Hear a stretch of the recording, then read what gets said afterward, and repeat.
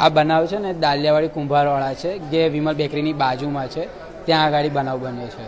ત્યાં આગળ આ છોકરો છે તે લારી ચલાવે છે. એની બાજુમાં આ લોકો રીંગણા બટાકાને એનો શાકભાજીનો ધંધો છે. તે એ લોકોએ પહેલાં જૂની અદાવત રાખી હતી કે આ ગાડી લારી નહીં મૂકવાની, આ છે જગ્યા મારી છે, એવી તેને પહેલાં ઝઘડો થયો હતો. આજે 5 દિવસ પછી, હોળી પછી, આજના બનાવના દિવસે એને એકલો મળ્યો હતો. તો એ લોકોએ 4-5 જણાએ થઈને એને માર્યો છે, જેનું નામ છે ઋત્વિક ચુનારા છે, શૈલેષ ચુનારા છે અને એમનો છોકરો બીજો કૌશિક ચુનારા છે. આ 3-4 જણાએ થઈને એ લોકોને માર્યો છે.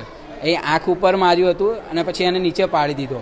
પછી એને એક જણાએ મોઢા ઉપર પગ મૂક્યો અને બીજા 2-3 જણા થઈને એને પગમાં અને છાતીમાં અને બધે લાતથી માર્યો હતો. પછી જ્યારે એને પોલીસવાળાને બધા આવ્યા, પોલીસની ગાડી, ત્યારે એને બધા છૂટા પાડ્યા. ત્યારે એને પોલીસની ગાડીમાં બેસાડી દીધો. પછી એનો ભાઈ બીજો આવ્યો, તો એના ભાઈ ઉપર હાથ ચાલાકી કરી. ત્યારે પોલીસની ગાડીમાંથી એ છોકરો નીચે ઉતર્યો.